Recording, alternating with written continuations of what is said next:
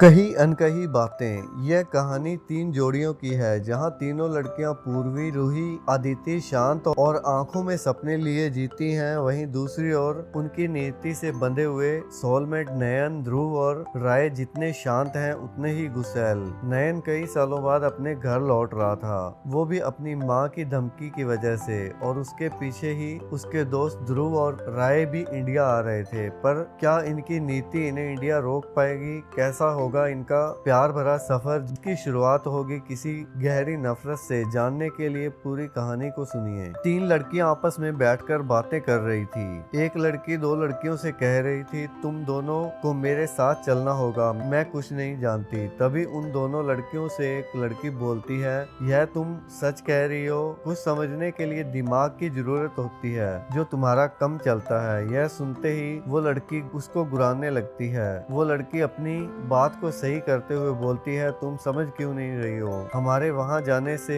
कुछ नहीं होगा। तुम्हारा खड़ूस भाई जब तुम्हारी नहीं सुनता तो हमारी क्या सुनेगा? वो लड़की बोलती है, यह तो सच है, पर तुम दोनों मेरे साथ होगी तो मुझसे डर नहीं लगेगा। वो लड़की उसको सुनाते ही बोल पड़ती है, डर नहीं लगेगा? तू खुद तो फंस रही है और हमें भी मुश्किल में डाल रही है। तेरे भाई का क्या भरोसा हमें जिंदा मार डाले, तुझे तो फिर भी छोड़ देगा। अरे तुम समझ क्यों नहीं रही हो? भाई तुम्हें क्या, वो मुझे भी नहीं छोड़ेगा। वो तो मिस्टर कपूर से भी खौफनाक है। उन दोनों की बात सुनकर तीसरी लड़की बोल पड़ती है, तुम दोनों चुप हो जाओ और तू थोड़ा समय दे, हम दोनों आ जाएंगी। तभी वो दूसरी लड़की बोलती है, तुझे मरना है तो मर, मैं नहीं जाऊंगी। तभी वो लड़की उसे आंखें दिखा देती है तो वो लड़की मुंह बना लेती है। तभी वो दूसरी लड़की उसको गले लगा देती है और मस्का लगाते हुए बोलती है, तुम दोनों के अलावा मैं कहाँ जाऊंगी? वो लड़की उसे ताना कसते हुए बोलती है, सिर्फ मुश्किल में याद आते हैं। कहानी में आगे बढ़ने से पहले कहानी के पात्रों के बारे में जान लेते हैं। पूर्वी कहानी की नायिका मध्य वर्गीय परिवार से बिलोंग करती है और सरकारी नौकरी की पढ़ाई कर रही है। साथ में लेखक है और रूही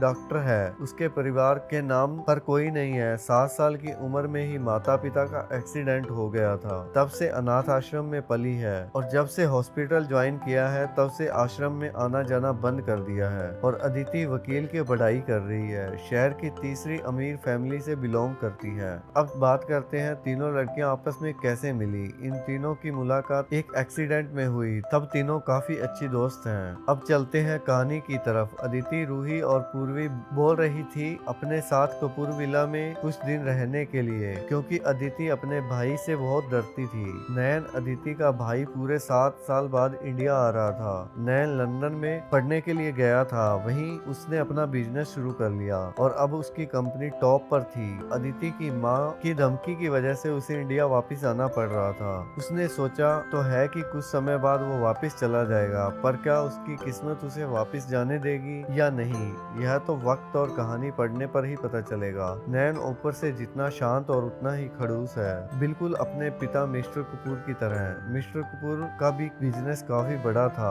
पर नयन उसके बिजनेस को केवल तभी देखता था जब कोई प्रॉब्लम हो। नयन 2 दिन से ही भारत आ चुका है, पर उसने अब तक घर में कदम नहीं रखे थे। पिछले 2 दिन से वो ऑफिस में काम कर रहा था। कहा जा रहा है ऑफिस में सबकी बैंड बजा रखी है। सभी लोग दुआ कर रहे हैं कि वो कब घर आएगा, क्योंकि वो पिछले 2 दिन से बिना सोए काम कर रहा था। अब सबको कौन बताए कि उनके बॉस बिना सोए काम कर सकता है, क्योंकि उसे नींद नहीं आती थी। नयन को हैवी डोज की पिल्स के बाद सिर्फ 2 या 3 घंटे ही नींद आती थी, उससे ज्यादा नहीं, जिसकी वजह से वो हमेशा चिड़चिड़ा रहता था। उसने आज तक कई डॉक्टरों को दिखाया था, लेकिन उसके ऊपर कुछ असर नहीं हुआ है। अब तो उसे जैसे फर्क पड़ना बंद हो गया है। नयन के साथ साथ उसका सेक्रेटरी भी इंडिया आया था, जो भारत में नहीं आना चाहता था, पर शैतान को मना नहीं कर पाया, क्योंकि नयन को 1 मिनट नहीं लगता उसके करियर को खत्म करने के लिए। नयन का सेक्रेटरी ध्रुव नाम से ही पता चल गया होगा कि भारतीय है, लेकिन शुरू से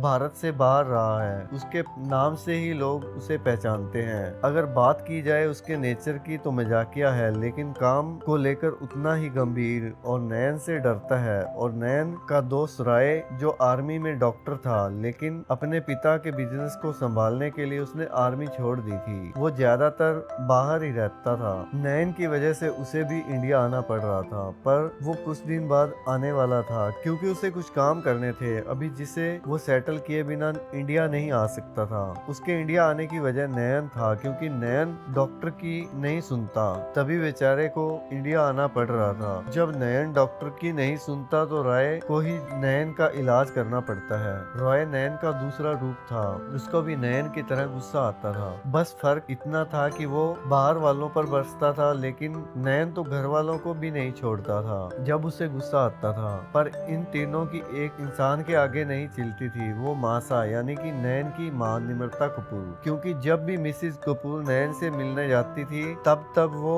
उन दोनों से भी मिलती थी और नयन के साथ साथ उनकी भी डांट देती थी। आज के लिए इतना ही। आगे जानने के लिए बने रहिए मेरे साथ कहानी में।